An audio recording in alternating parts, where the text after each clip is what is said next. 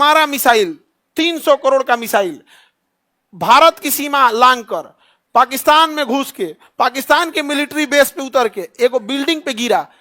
गलती उस मिसाइल की नहीं थी, गलती थी मिसाइल मारने को जो आदेश दिया था ना, उसका दृढ़ शक्ति अटल बिहारी वाजपेयी की तरह रहता ना, कहता परमाणु बम मार के भेज उसमें, भाग यहां से। आप कैसा बम भेजें? ये वो लिंटर फोड़ के चल आया है, लिंटर फोड़ दिया। हमारी मीडिया रिपब्लिक भारत वाला लौटा कि नहीं? अभी युद्ध कर रहा है, युद्ध कर रहा है। हमको एक आदमी चंडीगढ़ से फोन किए, क्योंकि अभी हम कुछ दिन पहले चंडीगढ़ गए थे। कहा खान सर ये रिपब्लिक भारत वाला दिखा रहा है कि चंडीगढ़ पे अटैक हो गया, हम लोग चंडीगढ़ में आइसक्रीम खा रहे हैं, पूरे भारत को लग रहा है। मीडिया वाले का जो सायरन बजा रहे हैं, ओ युद्ध हो गया, ये हो गया, वो हो गया। कैसा बम मारा है रे तुम? कितना अलग बात है। ये एयरपोर्ट चालू हो गया, कैसे बम मारे हो? अरे वहां सिंधु सभ्यता, मोहनजोदड़ो और हड़प्पा होना चाहिए था उस जगह। पाकिस्तान में ही है सिंधु सभ्यता, पाकिस्तान में ही है मोहनजोदड़ो, पाकिस्तान में ही है हड़प्पा। लेसन ऐसा होना चाहिए कि याद रखो, हम जीते जी 2025 में तुम्हें हड़प्पा सभ्यता बना सकते हैं, लेकिन ना, हम मारेंगे कैसन? लिंटर फोरू बम। हमारे बम का नाम क्या है? लिंटर फोरू बम।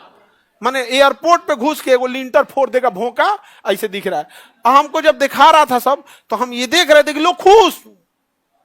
हमें बहुत तकलीफ पहुंचा था, बहुत तकलीफ, हम बता नहीं सकते। यहाँ पे मार के माथा चल गया, लिंटर फोड़ के चलाए हम लोग, और कह रहे हैं लोग कि अच्छी कि हमने सीज फायर कर दिया। क्या कर दिया? Cease fire. काऊ फुटल को बमुआ घट गया था काऊ। और हमारे सुरक्षा सलाहकार अजीत डोभाल साहब, अब आप बूढ़े हो गए हैं महाराज, पूजा पाठ कीजिए, चारों धाम घूमिए, अब भारत की सुरक्षा बकस दीजिए, आप बकस दीजिए यहाँ पे।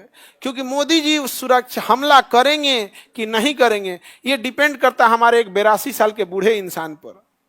क्यों कहेंगे तो करने के लिए। सोचो, बालाकोट स्ट्राइक पाकिस्तान के पुलवामा हमले के 10-12 दिन बाद हुआ। एयरफोर्स ने किया, 10-12 दिन बाद किया, कश्मीर के एरिया से किया, और रात में किया। बाहरे अजीत डोभाल साहब, बाहरे भैया आपको राष्ट्रीय सुरक्षा सलाहकार। पहलगाम में भी वही हुआ, आप 10 दिन बाद हमला किए, कश्मीर से किए, एयरफोर्स से किए, रात में किए। वो बैला पगला है जो तैयार नहीं होगा। नेवी का पानी वाली जहाज तैराने के लिए भी है क्या? कि हम लोग भी बचपन में चिमटा रख के कागज का दांत हवाए थे लोग यहाँ पर। क्या बात कर रहे हैं भैया, तकलीफ पहुंचता है दिल। अरे स्वाभिमान के देखिए, छत्रपति शिवाजी महाराज को देखिए, महाराणा प्रताप को देखिए, बहुत बड़ा साम्राज्य नहीं था।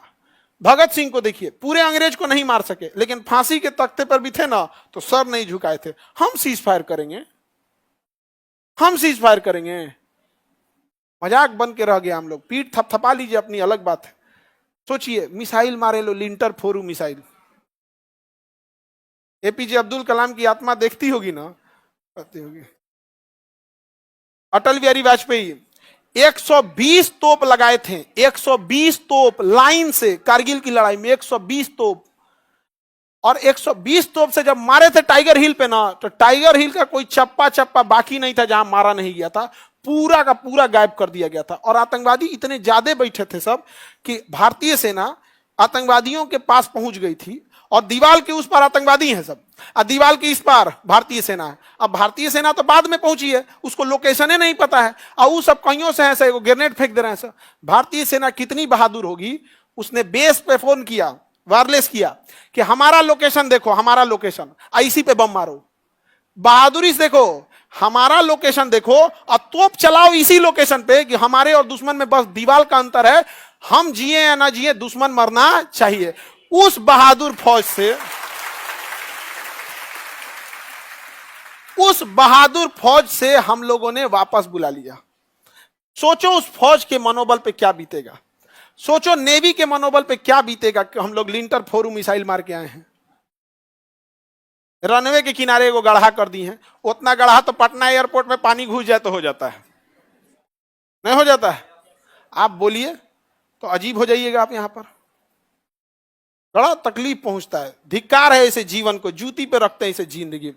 भाई किसी काम का है यहाँ पर? अमृत पी के तो कोई नहीं आया है, तनी पहले ही चल जाएगा आदमी यहाँ पर। लेकिन स्वाभिमान के साथ कोई समझौता नहीं। इस बार दिल टूट गया है एकदम, मतलब दिल पे लात रख दिए मोदी जी। आप लोग युद्ध का इंतजार नहीं कर रहे थे?